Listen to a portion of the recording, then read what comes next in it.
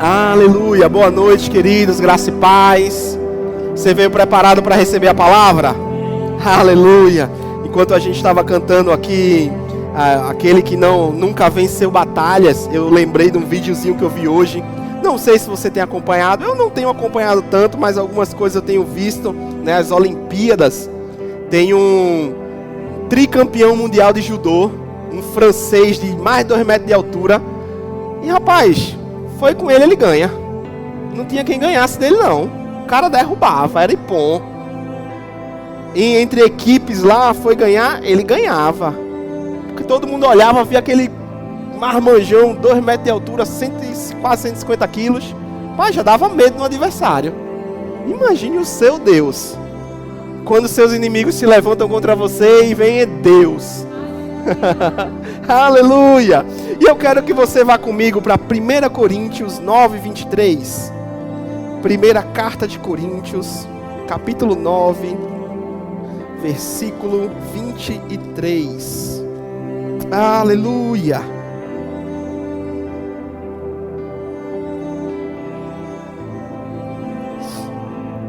Aleluia. 1 Coríntios, capítulo 9, versículo 23. Vai dizer assim: tudo faço por causa do Evangelho, para ser também participante com ele, ou dele. Tudo faço por causa do Evangelho, para ser também participante dele. O apóstolo Paulo dizendo que tudo ele fazia com a finalidade de ser participante do Evangelho. E eu quero te fazer uma pergunta nessa noite. Você tem feito, o que você tem feito, como tem vivido para ser um participante do Evangelho, ou você só quer as bênçãos do Evangelho? Aleluia! Nós devemos fazer o que fazemos por participarmos do Evangelho. As bênçãos vão vir, as bênçãos de Abraão estão sobre nós, mas não são a nossa busca, o nosso foco. Nosso foco é Deus, amém? Aleluia! Tudo faço por causa do Evangelho. É interessante que o apóstolo Paulo, nesse capítulo 9, ele começa falando dos direitos que ele tinha, mas que ele abriu mão para ser um participante do Evangelho. Meu Deus, gente. O apóstolo Paulo tinha direitos, mas ele abriu mão para ser participante do Evangelho. Isso me mostra que eu posso ter uma vida cheia de direitos. É o meu direito, é o meu direito, é o meu direito, mas vazia de Evangelho. Ou eu posso ter uma vida cheia de Evangelho e abrindo mão dos meus direitos. Aleluia! Você está pronto para abrir mão dos seus direitos? Você vai entender um pouco mais. Abrir mão dos direitos para poder viver uma vida cheia de propósito. E sabe que esse é um texto que geralmente eu falo muito aqui. Eu não tenho problema de falar as mesmas coisas, porque é segurança para você. Mas voltando para o judô, eu vi uma final de um campeonato de judô, onde era uma disputa de terceiro lugar, na verdade. E aquele que ganhou o terceiro lugar, o bronze, estava muito feliz. Mas aquele que perdeu aquela luta e ficou em quarto lugar, estava assim arrasada. O choro daquela mulher, meu Deus do céu, a mulher estava em pânico, assim, chorando, arrasada. Por quê? Porque aquilo que ela lutou tanto para ter, ela não conseguiu ter. E nós, com o Evangelho, gente, como é que a gente tem vivido nossa carreira?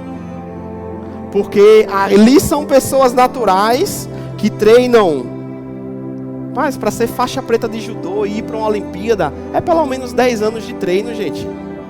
Imagina 10 anos treinando para alcançar um prêmio. Ei, deixa eu dizer para você, a sua vida, a forma como você vive, tem um prêmio guardado para você. Mas se eu não vivo de acordo, eu não vou alcançar esse prêmio. A Bíblia é bem clara que a forma como eu vivo nessa terra hoje vai designar a forma como eu vou viver a eternidade. A forma como eu vivo 60, 70, 80, 100 anos na terra vai dizer como é que eu vou viver a eternidade. O esporte, eu acho maravilhoso o esporte, gente. Eu sou fã demais do esporte. E não tem nada errado daquelas pessoas lutarem, batalharem por aquele prêmio. Mas e nós? Como nós temos vivido a nossa vida? Será que eu tenho vivido a minha vida até com intensidade? Mas será que eu estou fazendo aquilo que eu devo para chegar no final e estar como aquela outra, feliz e vitoriosa? Eu nem vi a luta, mas eu vi um postzinho de um japonês que perdeu. Ele perdeu todas as 3 lutas da final para aquele francês que eu te disse. E no post dele ele dizia assim: eu não quero nem voltar para o Japão, de tão envergonhado que eu estou por ter perdido. Fiz, meu Deus do céu. Um guri de 22 anos, claro, é algo para ele, é o alvo. Mas não queria nem voltar para a pátria dele, porque não tinha conquistado aquilo que devia, ou que lutou. E nós, gente? O que é que a gente tem feito pela pátria celestial da qual nós somos e vamos para lá? Para te dizer, tá? A salvação é por meio de Cristo Jesus, não é por obras, tá? Não é obras que vai definir se eu vou para o céu ou vou para o inferno. Não, não, não. A salvação é através de Cristo Jesus. Mas existem recompensas na eternidade que eu vou receber de acordo com o que eu vivi. Aleluia! Voltando para 1 Coríntios 9, agora eu vou ler do 9 ao 23. Olha o que o apóstolo Paulo diz. Faço tudo por causa do Evangelho, para ser participante dele. Vocês não sabem que os que correm nos estádios, todos na verdade correm, mas só um leva o prêmio? Corram de tal maneira que ganhem o prêmio. Todo atleta em tudo se domina. Aqueles para alcançar uma coroa corruptível, nós, porém, a incorruptível. Ei, o apóstolo Paulo está comparando eu e você a atletas.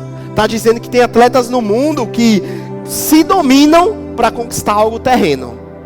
E nós devemos nos dominar para conquistar algo celestial. Versículo 26. Assim também corro eu, não sem meta. Assim luto, não como desferindo golpes no ar. Isso me mostra que a pessoa pode estar muito agitada, fazendo muitas coisas. Mas será que essas coisas são golpes no ar? Ou são coisas que o atleta devia fazer? São coisas que o nosso Senhor deseja que nós façamos. Não é só fazer, gente. É fazer da forma certa, fazer de acordo com as instruções de Deus. Aleluia! Quantas pessoas, meu Deus do céu. Tudo o que fazem é por isso aqui.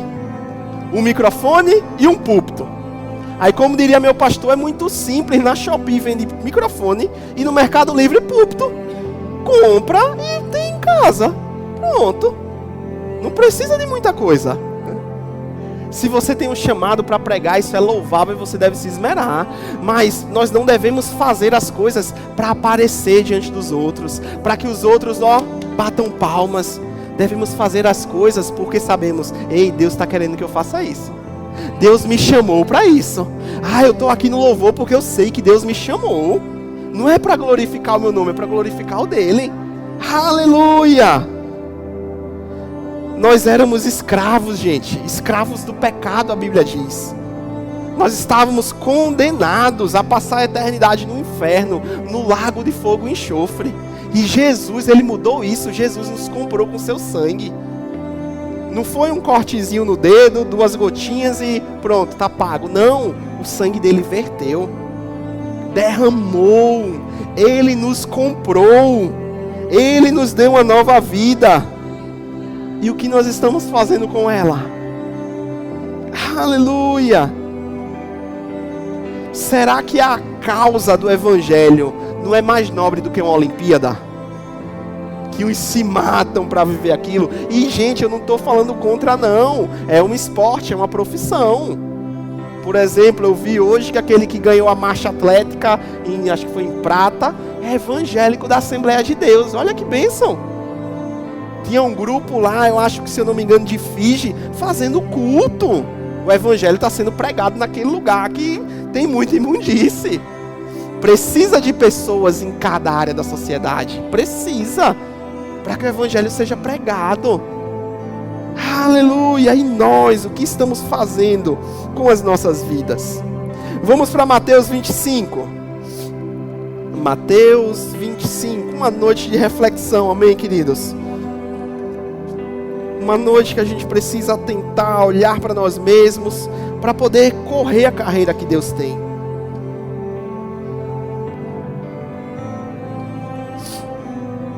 Aleluia!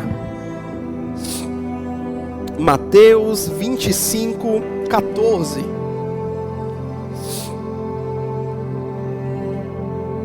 Mateus 25, 14.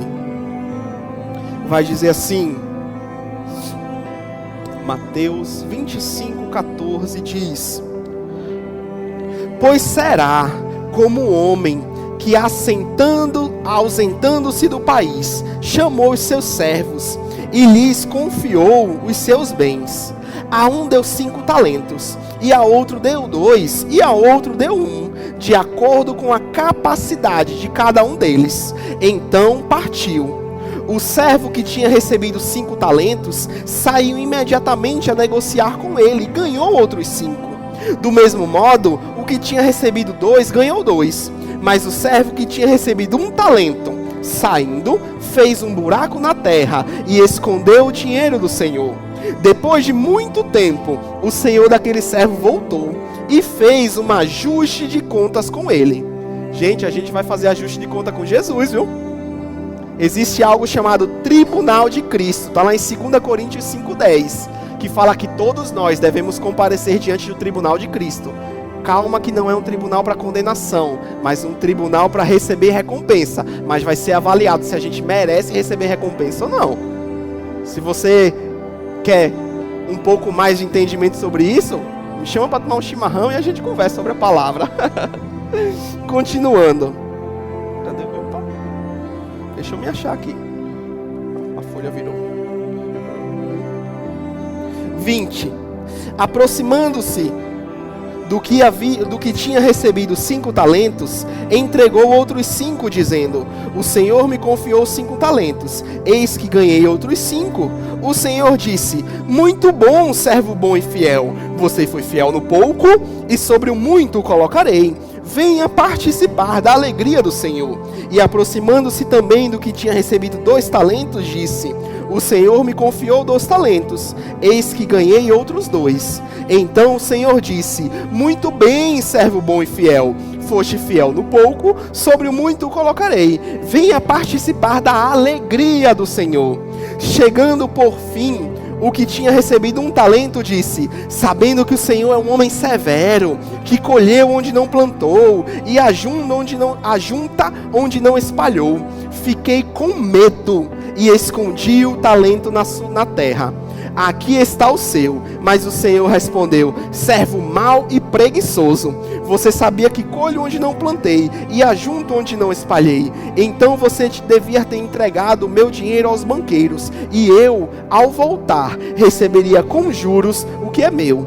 Portanto, tirem dele o talento e deem ao que tem 10. Porque a todo o que tem, mais será dado, e terá em abundância. Mas ao que não tem, até o que tem lhe será tirado. Outras versões dizem até o que pensa que tem.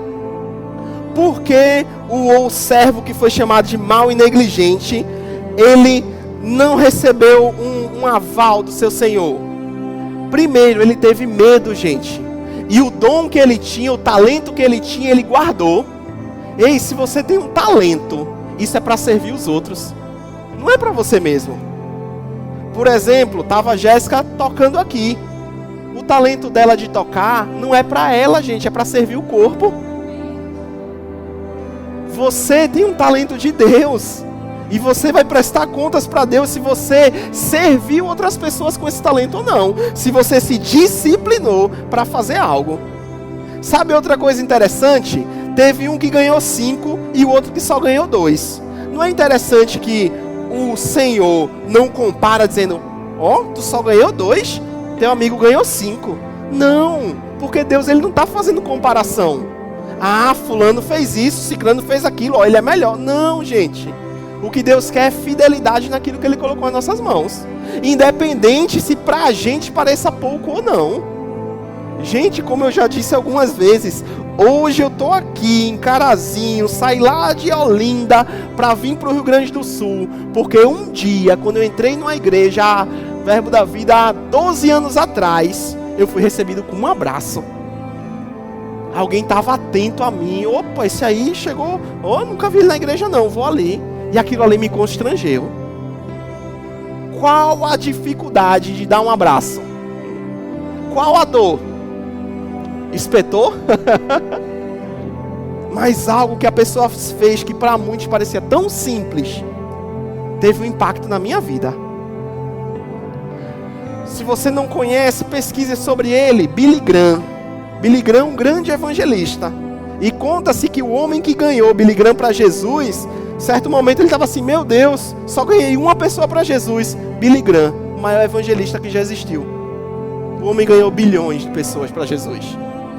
Reis se aconselhavam com esse homem. Parecia pouco ter pregado para um, mas olha o que aconteceu.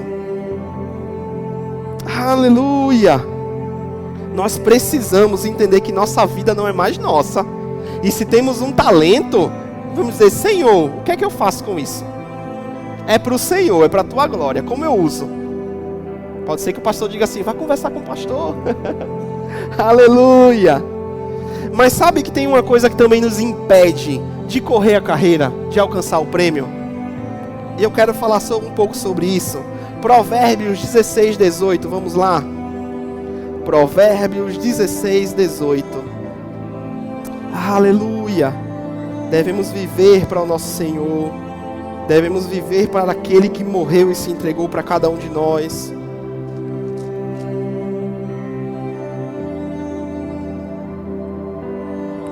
Provérbios 16, 18. Eu vou ler agora só a parte A, depois eu leio a parte B. Mas Provérbios 16, 18 diz assim: antes da ruína vem a soberba. Eita glória! Antes da ruína vem a soberba. O que é soberba? É eu me achar acima dos outros. Soberba é eu me achar superior. Soberba é eu me achar superior a conselhos.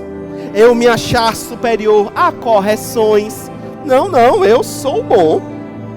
Ninguém me aconselha. Ninguém fala para mim. Rapaz, pastor, eu jejuo. Eu recebo de Deus. Aí é interessante. Não sou contra o jejum, gente. A gente fala sobre jejum aqui. Mas Isaías 58, Deus está repreendendo pessoas que estavam jejuando, mas criando confusão. E Deus diz assim, para que adianta ficar jejuando se está só criando confusão? Aleluia! Porque ninguém, gente, é tão superior que não pode ser instruído por outro, que não pode ser aconselhado por outro. A Bíblia deixa clara que, mesmo eu e você sendo filhos de Deus, Jesus se entregue por nós. Se nós andarmos em soberba, vai acontecer ruína. Outras traduções dizem demolição. Imagina aí, você está construindo aquela casa dos sonhos. E por algum detalhe que não foi dado atenção, tudo aquilo rui. Gente, é terrível. E Deus está falando que antes da ruína vem a soberba.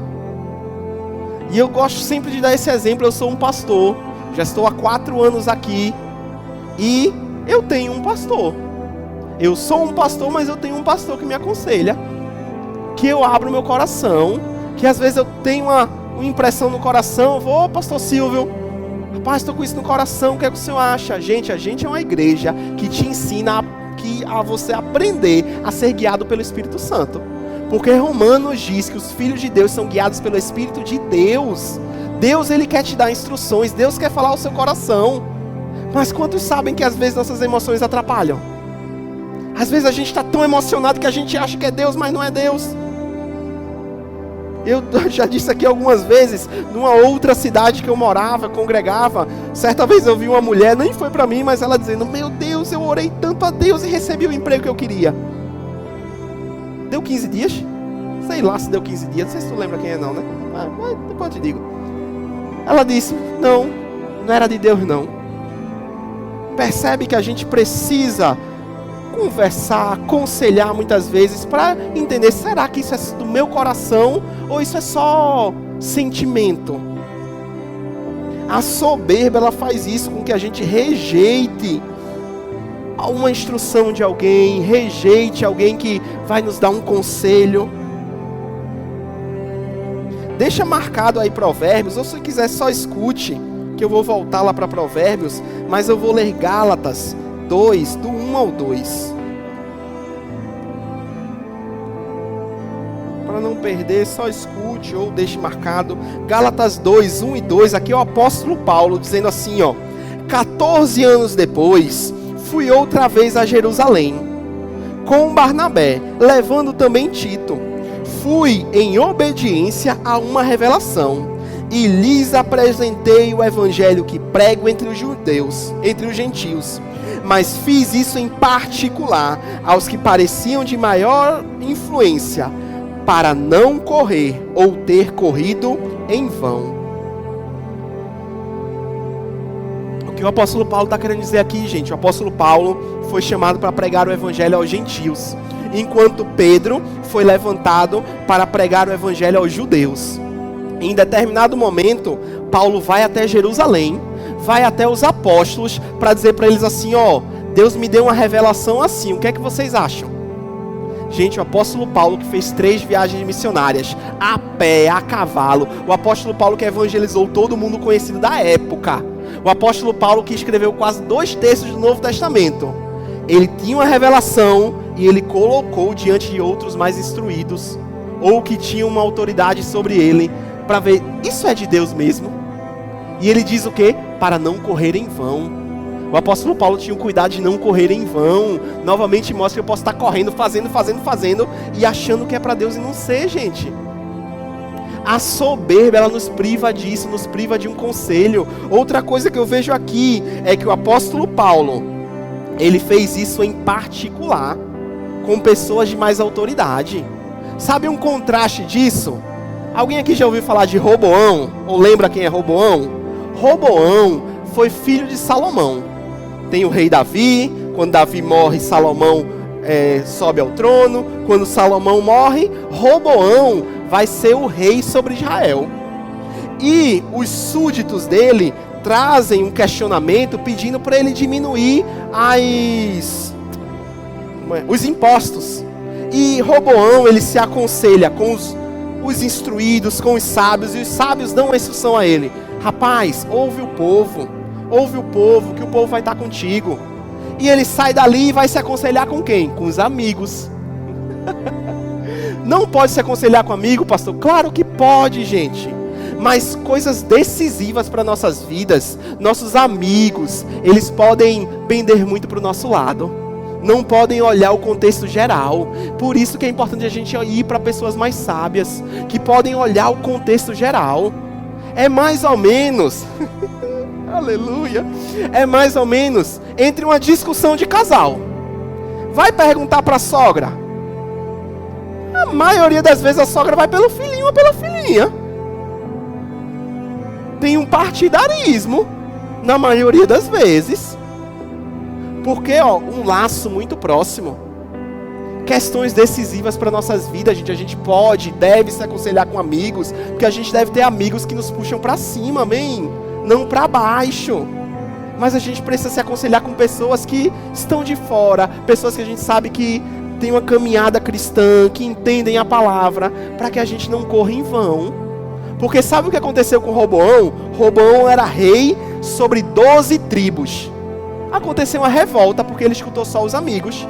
E de 12 tribos que ele era rei, ele só ficou com 2. 10 tribos se apartaram, gente. Imagina só, você é rei sobre 12 cidades. Mas aí por um conselho errado que você escuta, você fica só com 2. E todo um povo sofreu muito por isso. A soberba, ela faz com que a gente caia, preceda a queda. Vou ler de novo o versículo B, vou lá de novo. Provérbios 16, 18. Antes da ruína vem a soberba, e o espírito orgulhoso precede a queda. Espírito orgulhoso, gente. O crente não deve ser orgulhoso, amém? Eu sei que no mundo a gente é muito conhecido por muitas vezes ser orgulhoso. E até tem, né? Sobrenome da minha família é o mesmo da família dela. Não foi por conta do casamento não, mas a gente já tem o mesmo sobrenome. Ferreira. Rapaz, lá no Nordeste, o meu parente, eu sou Ferreira. Os parentes dela, uma joia também, eu sou Ferreira. Não, eu sou Ferreira e acabou-se. Tudo bem, o mundo pode ser assim, gente, mas a gente que tem Deus, a gente vai andar em orgulho por quê? Se tudo que recebemos foi Ele que nos deu, nada foi para o nosso esforço próprio. Ah, mas eu conquistei tanta coisa, pastor. Ei, a Bíblia diz que é Deus que te dá poder para adquirir riquezas. Se Deus não te desse poder, você não tinha adquirido nada. Quanto você pagou pelo ar que você está respirando? Que você acordou de manhã e... quanto foi que pagou? Aleluia. Vamos para Tiago 4. Deus, Ele tem uma carreira para cada um de nós, queridos. Mas a forma como nós vivemos pode impedir aquilo que Deus tem para a gente. E Deus não quer isso. Deus quer que a gente viva abundantemente, que a gente viva para Ele. Amém?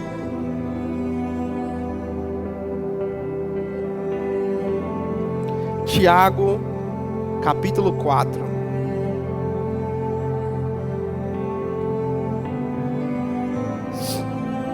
Tiago, capítulo 4, versículo 6. Tiago 4, 6.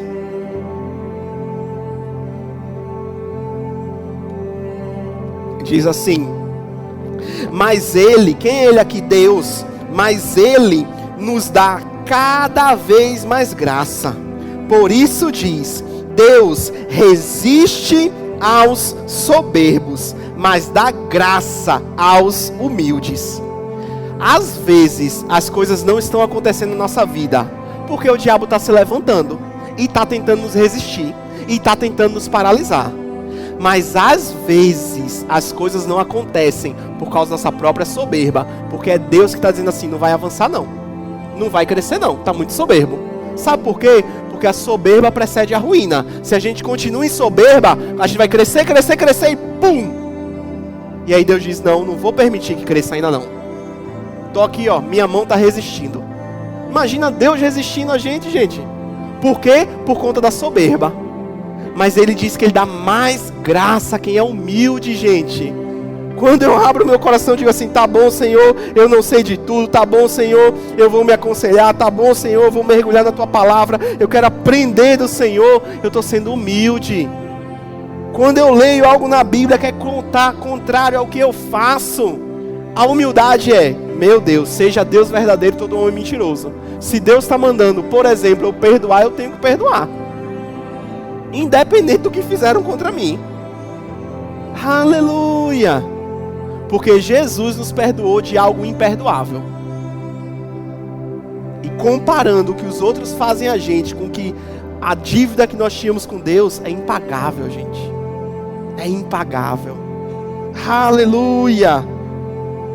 A única solução para o soberbo, gente, é o arrependimento. A única solução. Não pode jejuar, pode dizimar 15 milhões, pode dar o prédio novo para a igreja, mas se for soberbo, não adiantou. Deus não faz troca não, barganha não, gente.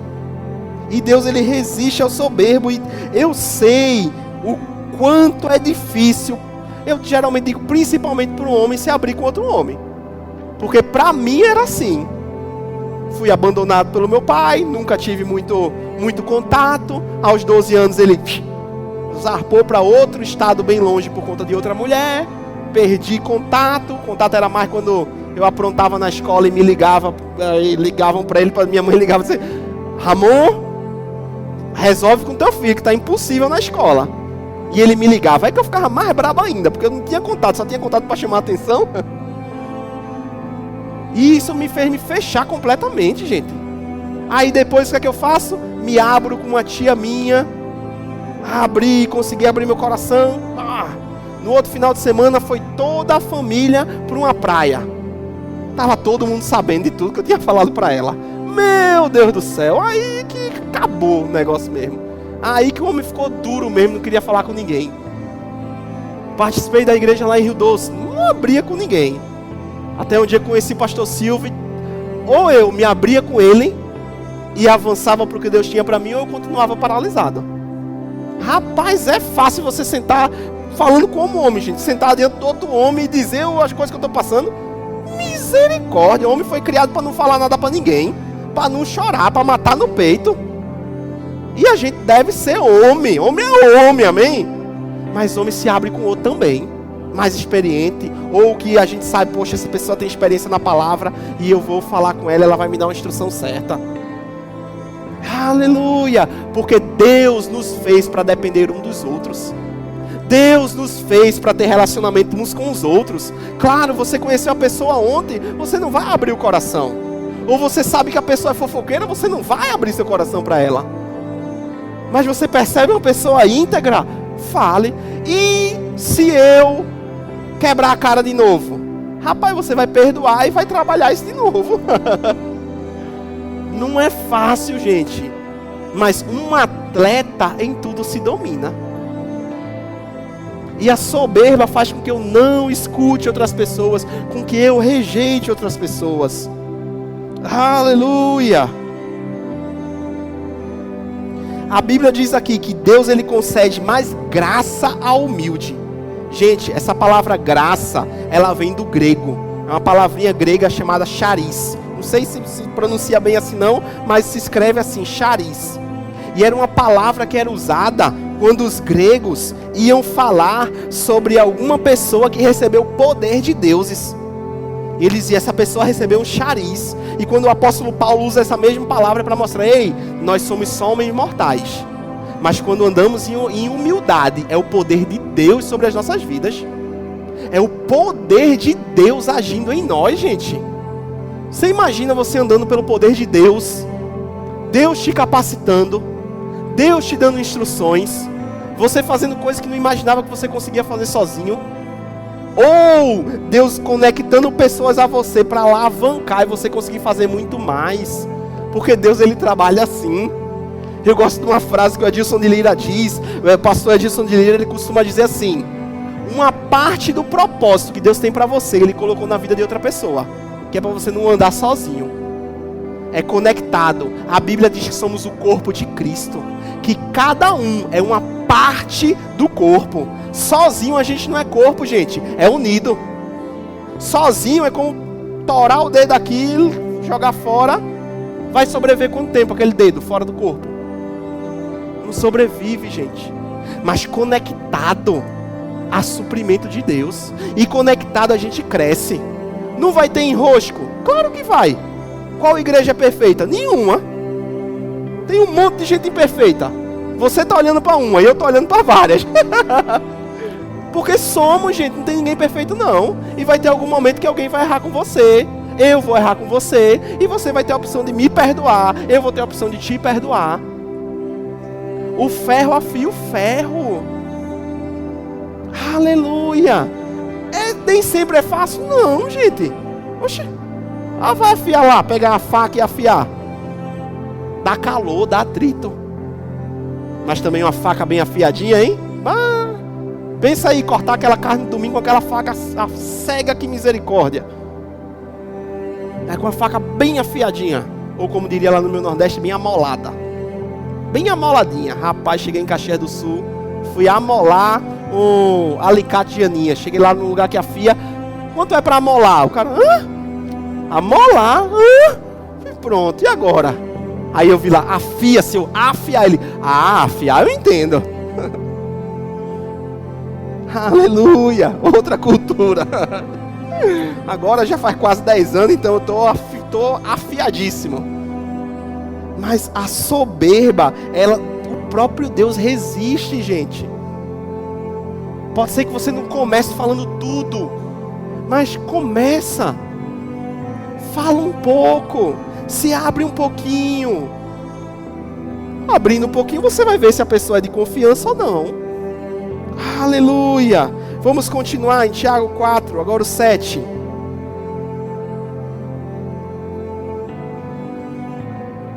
Portanto, sujeitem-se a Deus, mas resistam ao diabo, e ele fugirá de vocês. O versículo que fala sobre o diabo fugir da gente está conectado ao versículo sobre soberba, gente. Não é dois versículos separados, não. Primeiro está falando sobre soberba. E se eu não abro mão da soberba e ando em humildade, não tem como eu resistir ao diabo, não. Porque Deus está me mandando andar em humildade. Se eu não ando em humildade, eu estou sendo soberbo. Se eu estou sendo soberbo, eu não estou, como diz aqui, me sujeitando a Deus. Aleluia! Se sujeitar a Deus é fácil, gente. Vai doer a carne, mas é uma decisão. Rapaz, não vou fazer isso não. Deus está mandando, eu não vou fazer. Ou Deus está mandando, eu vou fazer. Deus está mandando eu ir lá naquele meu vizinho atribulado dos infernos que bota aquela música alta, ou que só faz coisa, e está mandando eu dar um presente para ele. Eu vou dar. Porque a sabedoria de Deus é loucura para o homem. E a sabedoria de Deus, ela abre caminhos, gente. Aleluia. Aleluia. Versículo 8. Cheguem perto de Deus, e Ele chegará perto de vocês. Limpem as mãos, pecadores, e vocês que são indecisos, purifiquem o coração. Reconheçam a sua miséria, lamentem e chorem. Que o riso de vocês se transforme em pranto, e que a alegria de vocês se transforme em tristeza. Humilhem-se diante do Senhor, e Ele os exaltará. Aqui é uma igreja que fala sobre alegria, que canta sobre alegria. Filipenses 4:4 diz: alegrem-se sempre no Senhor. Outra vez eu vos digo, alegrem-se. O Antigo Testamento, não estou lembrado bem agora, mas diz que a alegria do Senhor é a nossa força. Mas quando está falando de soberba, Deus está dizendo assim: chore, se humilhe, se quebrante. Porque quem é soberbo tem que entender: ei, eu não sou mais dono da minha vida. Ei, eu não sei mais todas as coisas. Ei, eu vivi como um turrão até hoje. E isso deve causar choro. Porque é ruim demais você viver, fazer, e depois chegar lá e dizer assim: meu Deus, fiz tudo errado. Gente, é ruim demais. Não sei se você já passou por isso, mas se não passou, vai passar. Vai fazer uma coisa achando que está certo, quando vê não está certo. Mas quando você descobre o jeito certo e faz e vê que aconteceu, você diz: meu Deus do céu, obrigado, Senhor, estou fazendo do jeito certo. Para o soberbo, Deus está dizendo: se humilhe, chore, se quebrante. O que é se quebrantar? Diz assim: eu não sou o dono da minha vida. Quem é Deus?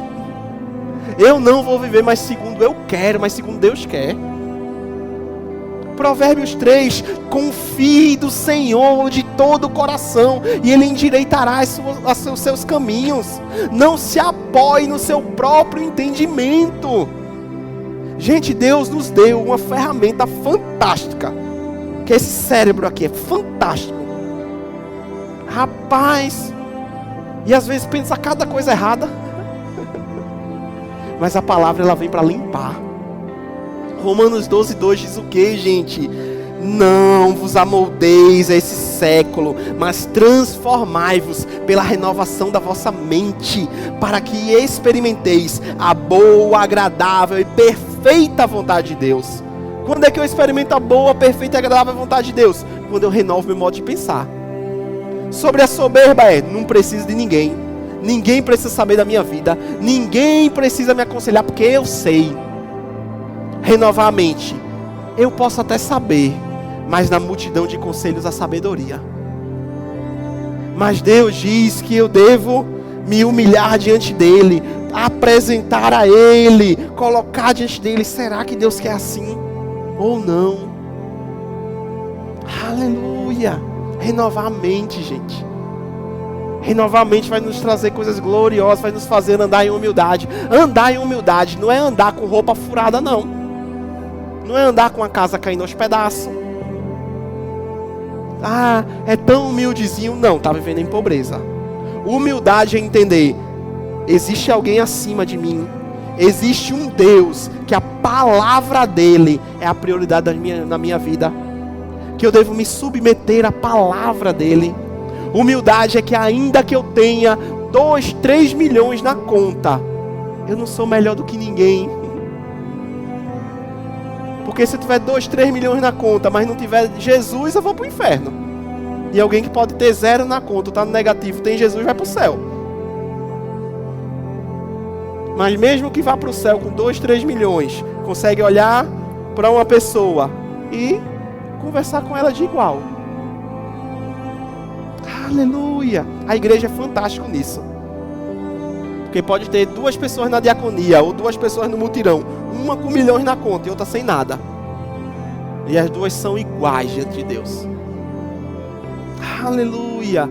Humildade é você dizer assim: eu não sou tal, eu não sou o cara, como aquele caba que vai se converter, esse cara sou eu, né? Não, não é não. Esse cara é Deus. Ele te salvou, ele te redimiu, ele te resgatou. Amém. A soberba nos impede de viver o que Deus tem, gente. E eu sei que você não quer deixar de viver o que Deus tem. Tem pessoas dependendo de você. Sabia que tem pessoas que é você que vai falar de Jesus para ela? Que é sua vida que vai mostrar para ela assim: meu Deus, eu quero isso.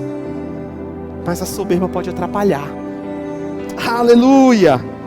2 Timóteo 2,5. Já estamos caminhando para o fim. 2 Timóteo 2,5.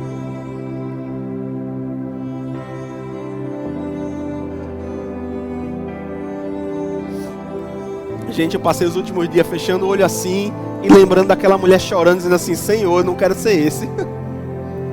Senhor, eu não quero ser esse. Que lutei em vão, que corri em vão e no final não ganhei nada. Senhor, eu quero ser aquele que lutou o bom combate. Eu quero ser aquele que andou segundo o Senhor disse, que andou em humildade, que recebeu graça do Senhor e viu as coisas acontecendo e viu pessoas sendo salvas, transformadas. Aleluia! 2 Timóteo 2,5 diz assim: igualmente, o atleta não é coroado se não competir segundo as regras. Existem regras. E a soberba diz assim, ó, tá fora. A soberba diz assim, ó, fica ali na espera. Se de repente tu mudar, tu sobe. Mas se continuar assim, vai ficar lá fora. Soberba é terrível, gente. 2 Timóteo 4,7. Aleluia, vamos finalizar com esse texto. 2 Timóteo 4,7. Aleluia. Aqui o apóstolo Paulo, prestes a morrer por pregar o evangelho. 2 Timóteo 4,6 vai dizer assim: quanto a mim, já estou sendo oferecido por libação, e o tempo da minha partida chegou. O apóstolo Paulo está pronto para morrer, gente. Em vez de se desesperar, ele diz assim: combati o bom combate, completei a carreira, guardei a fé. Desde agora me está guardada a coroa da justiça, que o Senhor, o reto juiz, me dará naquele dia, e não somente a mim, mas também a todos os que amam a sua vinda. Ele combateu o combate, ele sabia: aquilo que Deus me chamou para fazer, eu fiz. Não importa se agora eu vou ser morto, mas o que Deus me chamou para fazer, eu fiz. E na eternidade eu tenho o meu prêmio. Corra de tal maneira que você alcance o prêmio. Corra de tal maneira que você vai poder dizer no final: combati o bom combate, guardei a fé. Aquilo que Deus tem preparado para mim, eu vou viver amplamente. Um pouquinho mais sobre escatologia. Gente, a Bíblia é clara. Vai ter algo chamado reino milenar, depois da tribulação. E vamos voltar para essa terra, tá? Vamos voltar para essa terra. Não vamos viver para sempre nos céus. A Bíblia fala que vamos voltar para essa terra. E as posições de governo não vão ser dadas mais por eleição não, tá? É a recompensa do que fizemos aqui. Aqueles que vão morar mais próximo ou mais longe da cidade de Deus, é de acordo com o que a gente fez aqui. Você quer ter uma casa linda, num lugar lindo e maravilhoso aqui? Rapaz, é bom demais. Eu particularmente eu gosto muito da Saudade Adriana. Uma casa ali do lado, rapaz, ó sonho. Pra mim, é bem localizada demais aquela praça. E uma casa ali. Mas e a eternidade com Deus? Meu Deus do céu, isso depende do que eu faço aqui, gente. Aleluia. Jesus disse que o maior é o que serve, tá? É o nosso serviço aos santos aqui que nos garante lá. Vamos estar lá de qualquer jeito, mas podemos estar em posições maiores ou menores. Ah, pastor, mas está todo mundo lá. Tá. Você aqui não deseja ter uma posição maior aqui nessa terra, ter um salário maior, viver de uma forma mais confortável? Gente, isso a gente está falando de uma pequena porção de vida. E na eternidade, aí eu quero chegar diante de Deus e dizer assim, ouvir dele: servo bom e fiel, foste fiel. Ei, aquele que morreu por mim, eu saber que eu retribuí o que ele fez por mim, gente. Não é o que o pastor fez por você e você retribuiu o pastor. Você não serve aqui nessa igreja para retribuir o pastor. Você serve para retribuir a Deus.